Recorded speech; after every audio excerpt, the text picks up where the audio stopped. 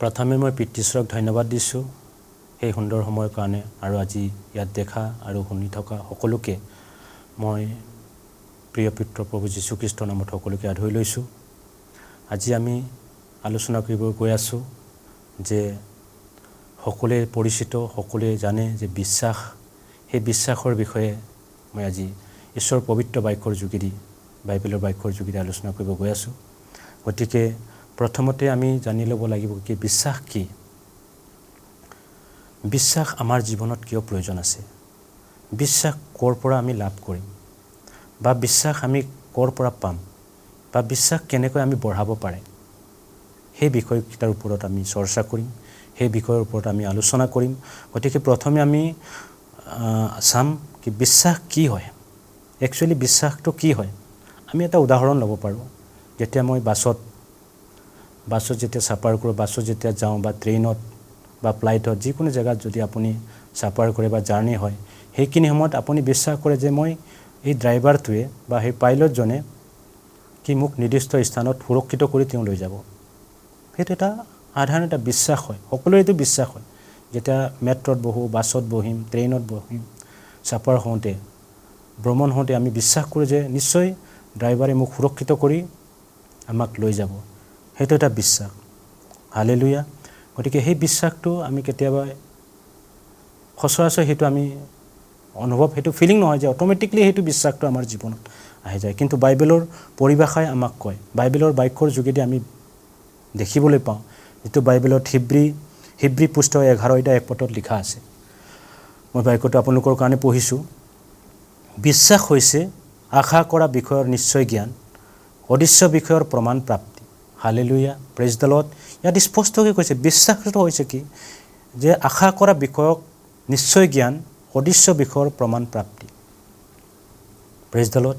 আমি বিশ্বাসটো সেই দেখি থকা বস্তুটো নহয়, অদৃশ্য যিটো আমি দেখা নাপাওঁ, সেই দেখা নোপোৱাকৈ আমি বিশ্বাস কৰাটোৱে বাইবেলে কৈ আছে, দেখি পোৱা বিশ্বাসতকৈ নেদেখাকৈ বিশ্বাস কৰাটোৱে আচল মোৰ সন্তান বুলি কৈছে।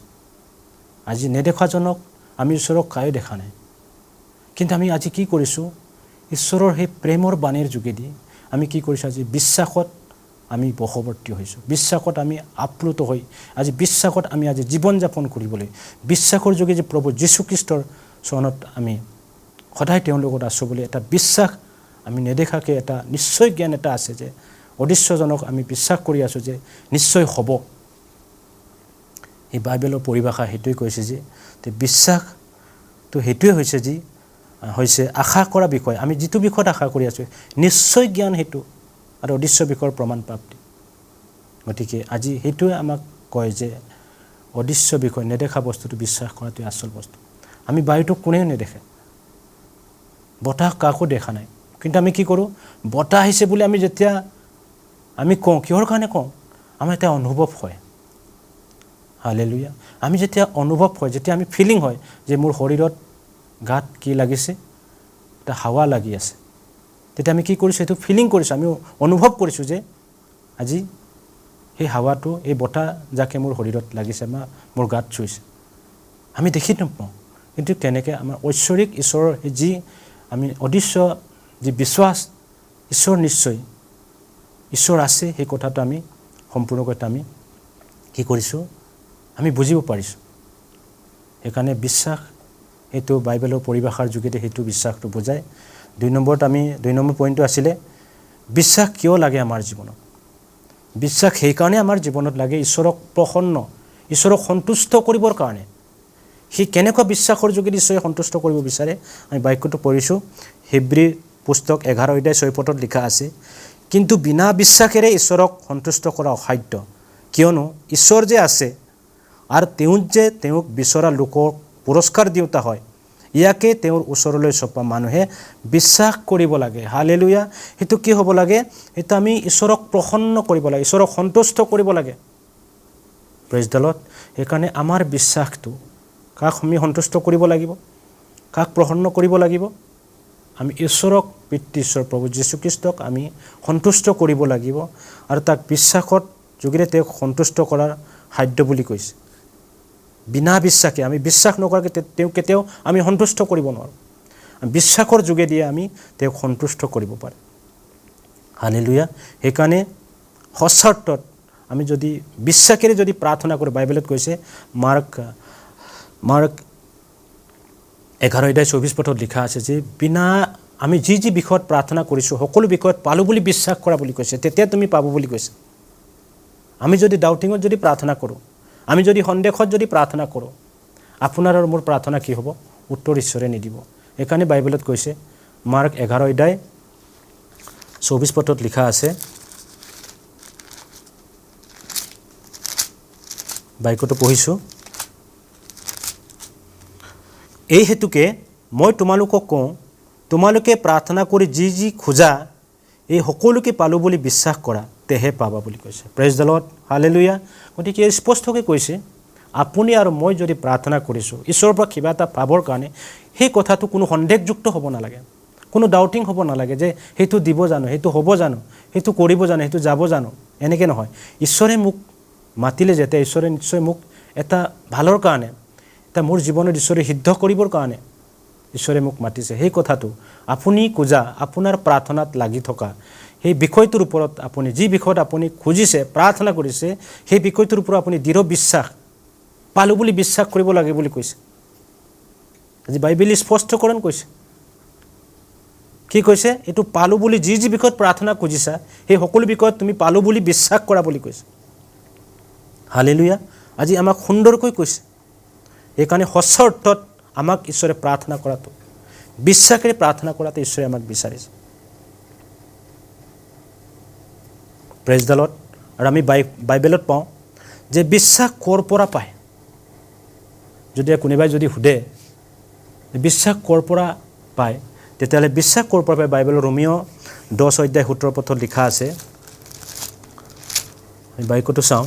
ৰোমিঅ 10:17 এনেকৈ লিখা আছে, এতেকে শ্ৰৱণৰ দ্বাৰাই বিশ্বাস আৰু খ্ৰীষ্টৰ বাক্যৰ দ্বাৰাহে শ্ৰৱণ হয়। Praise the lord, hallelujah. ইয়াত স্পষ্টকৈ কৈছে যে এতেকে শ্ৰৱণৰ দ্বাৰাই বিশ্বাস আৰু খ্ৰীষ্টৰ বাক্যৰ দ্বাৰাই শ্ৰৱণ হয়। খ্ৰীষ্টৰ বাক্যৰ দ্বাৰাই আমি শুনিছোঁ, সেই বাক্যটো যদি আমাৰ জীৱনত যদি আমি প্ৰয়োগ কৰিছোঁ, তাৰ যোগেদি আমাৰ বিশ্বাসটো হয়। বিশ্বাস ক'ৰ পৰা হয়? ক'ৰ পৰা পায়? বাক্যৰ শুনাৰ যোগেদি, বাক্য দেখাৰ যোগেদি বিশ্বাসটো আমাক কি কৰে? আমাক গ্ৰ' কৰে। সেইকাৰণে সুন্দৰকৈ লিখিছে যে বিশ্বাস তাৰ পৰা হয় যিটো খ্ৰীষ্টৰ, প্ৰভু যীশু খ্ৰীষ্টৰ বাক্য শুনাৰ দ্বাৰা আৰু আমাৰ শুনাৰ দ্বাৰা আৰু বাক্যৰ পঢ়াৰ যোগেদি আমাৰ বিশ্বাসটো আমাৰ হয় বুলি কৈছে। হালেলুয়া। এতিয়া আমাৰ 4 নম্বৰ পইণ্টটো হ'ল আমাৰ বিশ্বাস কিমান হোৱাৰ প্ৰয়োজন আছে। এতিয়া প্ৰশ্ন কৰিছে যে আমাৰ বিশ্বাসটো কিমান হোৱাৰ প্ৰয়োজন আছে। আমি মতিয়াই লুকা শুভবাৰ্তা 17:20 যাওঁ। মতিয়াই লিখা শুভবাৰ্তা 17:20 কি লিখা আছে?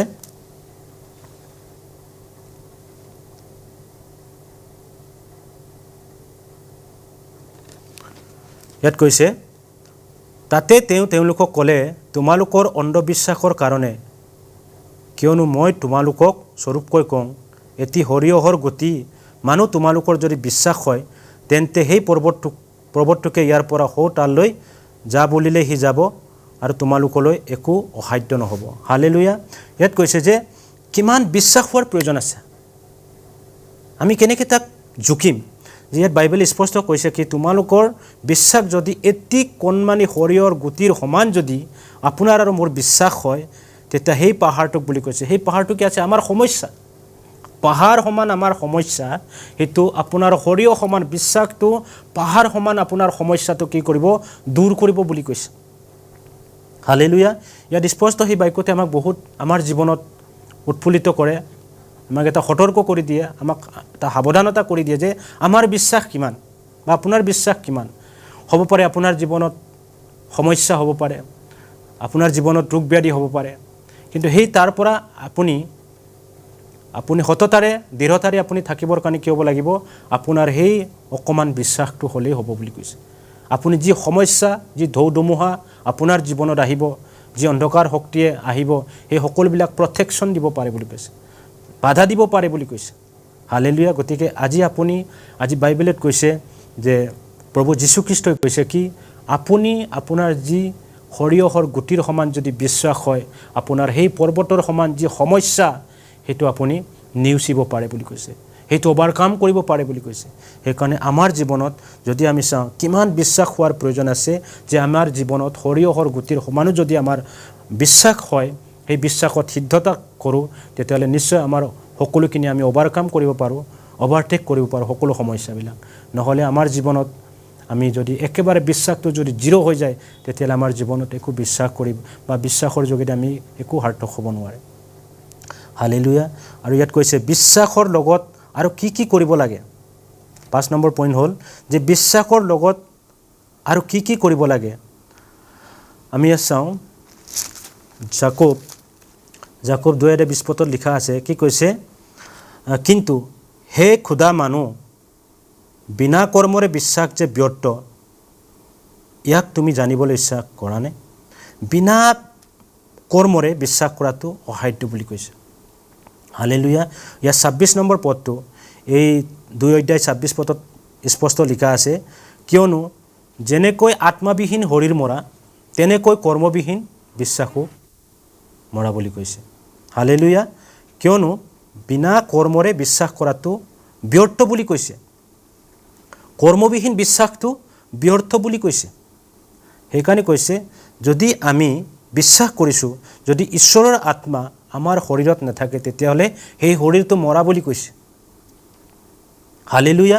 সেই শৰীৰটো মৰা বুলি কৈছে আৰু তেনেকৈ কৰ্মবিহীন বিশ্বাসো মৰা বুলি কৈছে। তাৰ দুটা ছাইডত কথা কৈছে। আজি কৰ্মবিহীন বিশ্বাসটো মৰা আৰু শৰীৰবিহীন আত্মাবিহীন শৰীৰটো মৰা বুলি কৈছে। যদি ঈশ্বৰৰ আত্মা আমাৰ জীৱনত নাথাকে, আমাৰ শৰীৰত যদি ঈশ্বৰে গাইড নকৰে, লিড নকৰে, তেতিয়াহ'লে সেই শৰীৰটো মৰাৰ লেখীয়া হ'ব বুলি কৈছে। আৰু আমি বিশ্বাস কৰিছোঁ যদি তাৰ কৰ্ম নাই তেতিয়াহ'লে সেই বিশ্বাসটো মৰা বুলি কৈছে। হালেলুয়া। সেইকাৰণে সুন্দৰকৈ লিখা আছে, কিয়নো যেনেকৈ আত্মাবিহীন শৰীৰ মৰা তেনেকৈ কৰ্মবিহীন বিশ্বাসো মৰা বুলি কৈছে। হালেলুয়া। গতিকে আজি আমাৰ জীৱনত যদি আমি বিশ্বাসটো কেনেকৈ পোৱা যায়, কি ধৰণে পোৱা যায়, ইয়াক স্পষ্টকৈ আমি আলোচনা কৰি আছোঁ। আৰু 6 নম্বৰ পইণ্টত আছে খ্ৰীষ্টৰ জীৱন আৰু বিশ্বাসীৰ জীৱনত কি সম্পৰ্ক আছে, কি সম্বন্ধ আছে। আজি আমাৰ খ্ৰীষ্ট আৰু বিশ্বাসী বোলাৰ এই দুটা শব্দৰ মাজত কি সম্বন্ধ আছে বুলি কৈছে। আমি বাইবেলৰ বাক্য চাম। 2 Corinthians 5:7 লিখা আছে।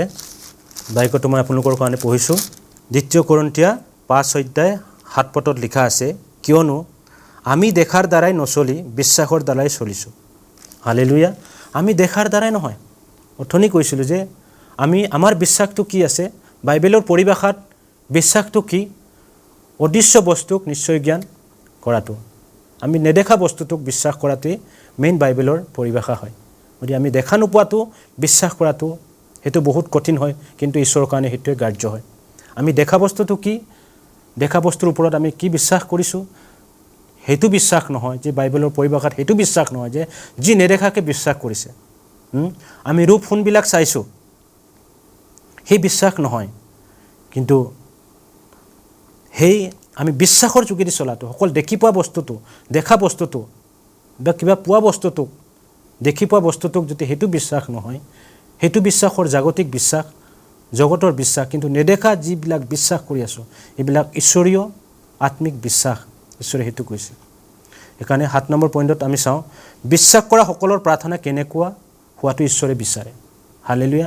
আজি আপোনাৰ জীৱনত অথনি কৈছে কৰ্মবিহীন বিশ্বাস মৰা বুলি কৈছে। গতিকে আপুনি আৰু মোৰ জীৱনত যদি কৰ্মটো কি আছে, বিশ্বাসীসকলৰ, বিশ্বাস কৰা লোকসকলৰ কেনেকুৱা ধৰণৰ প্ৰাৰ্থনা ঈশ্বৰে আমাৰ জীৱনত বিচাৰিছে। হালেলুয়া। কেনেকুৱা প্ৰাৰ্থনা ঈশ্বৰে বিচাৰিছে। গতিকে আমাৰ প্ৰাৰ্থনা হ'ব লাগে যে মোৰ ইচ্ছা নহয় প্ৰভু, আপোনাৰ ইচ্ছা হওক। হালেলুয়া। আজি আপোনাৰ বিশ্বাস আৰু মোৰ বিশ্বাসৰ প্ৰাৰ্থনা কি হ'ব লাগে? মই কিবা এটা বস্তু বিচাৰি আছোঁ, খুজি আছোঁ, মোৰ যোগেদি হ'ব লাগে, মোৰ খোৱাটো পাব লাগে, সেইটো নহয় যে মোৰ যোগেদি প্ৰভু যি খুজিছোঁ প্ৰভু সেইটো আপোনাৰ যোগেদি হওক প্ৰভু। হালেলুয়া। এইকাৰণে মঠীয়ে লিখা শুভবাৰ্তা 26 অধ্যায় 39 পদত লিখা আছে কি কৈছে হে ঈশ্বৰৰ ইচ্ছাটো মোৰ ইচ্ছা নহয় ঈশ্বৰৰ ইচ্ছা হওক হালেলুয়া গতিকে ঈশ্বৰৰ ইচ্ছাটো ঈশ্বৰে বিচাৰিছে সেইকাৰণে আমাৰ জীৱনত যে তথাপি মোৰ ইচ্ছাৰ দৰে নহয় ইচ্ছা তোমাৰ ইচ্ছাৰ দৰে হওক হালেলুয়া মোৰ ইচ্ছাৰ দৰে নহওক প্ৰাৰ্থনা এনেকৈ হৈছে কি প্ৰাৰ্থনা কৰি ক'লে হে মোৰ পিতৃ যদি হ'ব পাৰে তেন্তে এই পানপাত্ৰ মোৰ পৰা দূৰ হওক তথাপি মোৰ ইচ্ছাৰ দৰে নহয় তোমাৰ ইচ্ছাৰ দৰে হওক বুলি কৈছে যেতিয়া প্ৰভু যীশু খ্ৰীষ্টই পিতৃ ঈশ্বৰৰ ওচৰত প্ৰাৰ্থনা কৰিছিলে হে পিতৃ হে প্ৰভু মোৰ ইচ্ছাৰ যোগেদি নহয় যদি হ'ব পাৰে সেই পানপত্ৰটো মোৰ পৰা গুচাওক তথাপিতো মোৰ ইচ্ছা নহয় প্ৰভু তোমাৰ ইচ্ছা হওক কিমান এটা নম্ৰতা কিমান এটা দিনতাৰ এটা নম্ৰ আৰু দিনতাৰ কিমান প্ৰাৰ্থনা আমাৰ জীৱনত ঈশ্বৰে কি বিচাৰিছে আমাৰ বিশ্বাসী জীৱন বিশ্বাসী পৰিয়ালবিলাকৰ ব্যক্তিগত জীৱনৰ প্ৰাৰ্থনাবিলাক ঈশ্বৰে কি বিচাৰি আছে বুলি ক'লে আমি কি পাইছোঁ মোৰ ইচ্ছা নহয় প্ৰভু তোমাৰ ইচ্ছা হওক হালেলুয়া মোৰ আৰু আপোনাৰ ইচ্ছা নহয় কিন্তু ঈশ্বৰৰ ইচ্ছা হওক এনে ধৰণৰ আমাৰ প্ৰাৰ্থনা হ'ব লাগে গতিকে আমি চাওঁ 8 নম্বৰ পইণ্টত আমি চাওঁ যে বাইবেলৰ বিশ্বাসৰ পিতা কাক কোৱা হয় আমি সকলোৱে জানো আব্ৰাহামৰ বিশ্বাসৰ পিতা হয় কিয়নো আব্ৰাহাম তেওঁক যি জেগাত যাবলৈ কৈছিলে তেওঁক নিজৰ পৰিয়াল এৰি পেলাই নিজৰ সা সম্পত্তি এৰি পেলাই যি এঠাইত যাব কৈছিলে ঈশ্বৰে যি কামান দিছিলে ঈশ্বৰে যি আজ্ঞা দিছিলে তাক আব্ৰাহামে পালন কৰিছিলে বিশ্বাসৰ পিতা বুলি যাক কোৱা হয় আব্ৰাহামক কোৱা হয় তেওঁ নেজানে কোনটো জেগাত যাব লাগে তেওঁক কৈছে জাষ্ট তুমি ওলাই যোৱা বুলি কৈছে গতিকে তেওঁ সেই ঈশ্বৰৰ আজ্ঞা দি নহয় তেওঁ গৈ পেলাই কি কৰিছে ঈশ্বৰৰ ইচ্ছাটো তেওঁ পূৰণ কৰিছে সেইকাৰণে আমাৰ জীৱনত তেনেকুৱা এটা বিশ্বাস আমাৰ জীৱনত হ'ব লাগে সেই আব্ৰাহামৰ দৰে গতিকে বিশ্বাস আপোনাৰ খ্ৰীষ্ট জীৱনত কেনেকৈ সহায় কৰে ইফিছিয়া 6 অধ্যায় 16 পদত আমি চাওঁ ইফিছিয়া 6 অধ্যায় 16 পদত এনেকৈ লিখা আছে ঈশ্বৰ বাক্যই কৈছে যে ইফিছিয়া 6 অধ্যায় 16 পদত কৈছে তাতে বাজে যিহেৰে তোমালোকে পাপ আত্মাৰ সকলো অগ্নিহৰ নুমাব পাৰিবা এনে বিশ্বাসৰ ঢাল লোৱা বুলি কৈছে ঢাল মানে কি ঈশ্বৰৰ সেই বাক্যটো লোৱা আজি আমাৰ বিশ্বাসত এই ঈশ্বৰৰ বাক্যটো আমি ল'ব লাগে হালেলুয়া গতিকে বিশ্বাসৰ কেইটামান বীৰত্বৰ উদাহৰণ আমি বাইবেলত দেখিবলৈ পাওঁ যিসকলক আমি আজি কইন আৰু হাবিলৰ বিষয়ে জানো হাবিলৰ বলিদানটো উত্তমতা আছিলে আৰু হনুকে ঈশ্বৰৰ লগত সদায় জীৱন যাপন কৰিছিলে আৰু